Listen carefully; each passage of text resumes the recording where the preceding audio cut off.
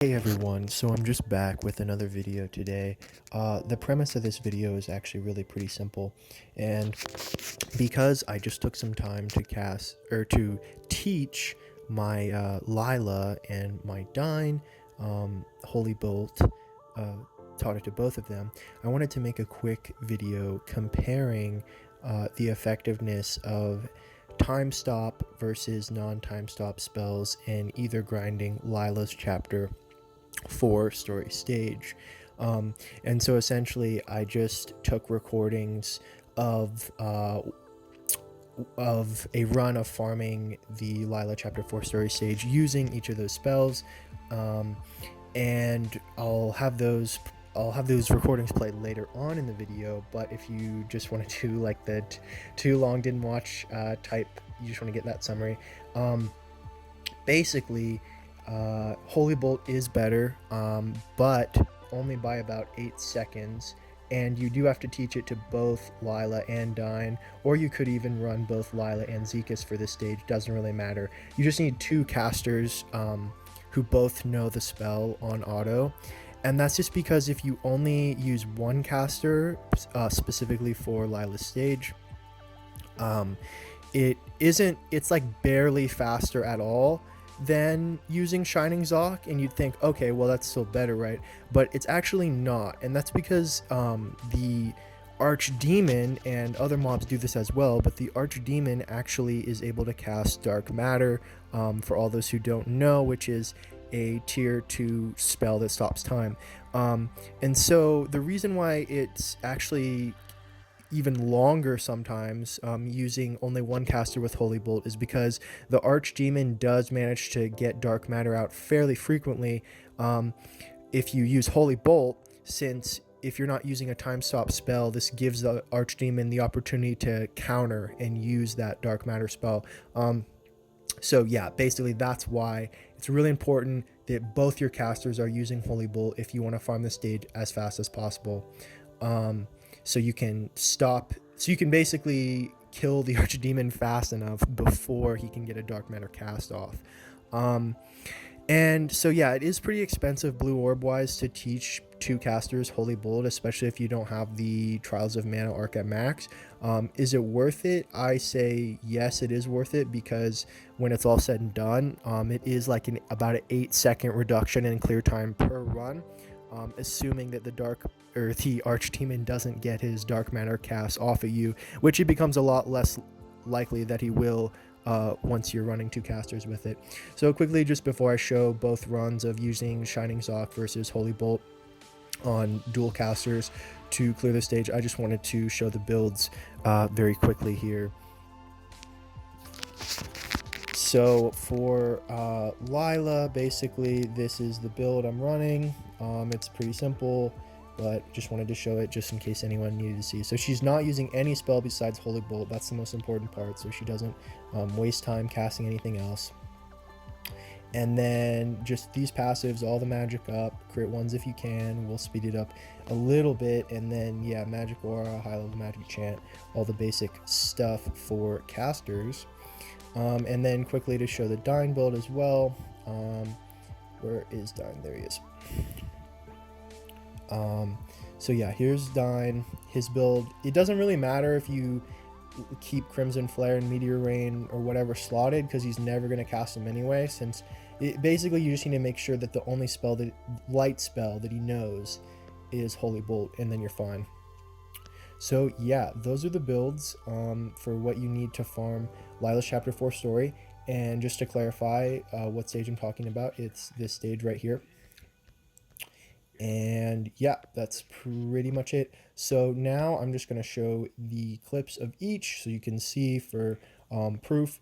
And yeah, that's pretty much going to be it. I'll see you after that, guys.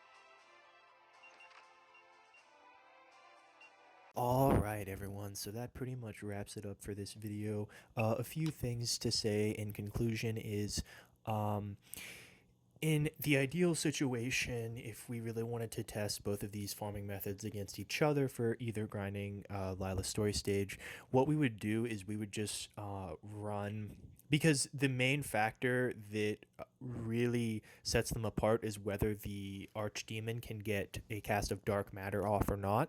Because if he does, it really puts it more in favor of using the time stop spells. But though I don't actually have the data to prove that, through just farming it myself, I was able to reach a conclusion that if you do have two casters spamming Holy Bolt on the stage, so Lilah being one and then Diner Zekas or Poi Poi being the other, you will. It seems that you do clear the stage fast enough to gain an increase in time, as opposed to Shining Zoc, because with two casters, the Archdemon just doesn't seem to cast Dark Matter off fast enough. So yeah, basically, my conclusions that I stated earlier in the video are still relevant, as long as you're using two casters with this spell and not just one. But rather, what I was gonna say, sorry, went off on a little bit of a tangent there. What I was gonna say is that ideally, we would just run both of these farming methods for 1 hour, and use that as data and see how many times that the Archdemon gets the dark matter cast off, it, farming it with Holy Bolt rather than with using Shining Zoc, and then compare the two. And like I said, even though I don't have the data for that, I do know that just from doing it myself, that in watching it, it seems that it using two Holy Bolt casters is better. So yeah, that basically, I just wanted to add that in as like a caveat of something, you could do that if you wanted to yourself, just to try to prove it to yourself that, for either farming, the non-time stop spells are better. Remember, only for either grinding, not for everything. There are a lot of cases where non-time stop spells are not as good, and I do just state that because it seems like a lot of people are really getting on the the non-time stop boat, and they are very good for either grinding. That alone, that's definitely true. But they're not like the end all be all for all content, and time stop spells still definitely have their use. So yeah, that basically wraps up this video, guys. If you have any suggestions for, future videos, how I should do them differently, or something that you'd like to see, please let me know in the comments below.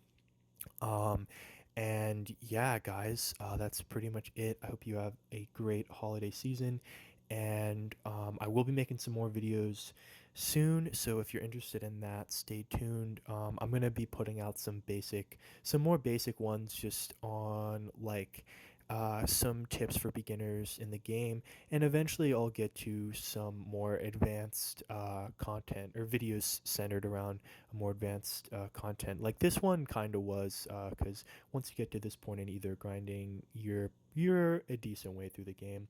So yeah, thanks a lot for watching as always, guys, and I'll see you in the next video. Take it easy.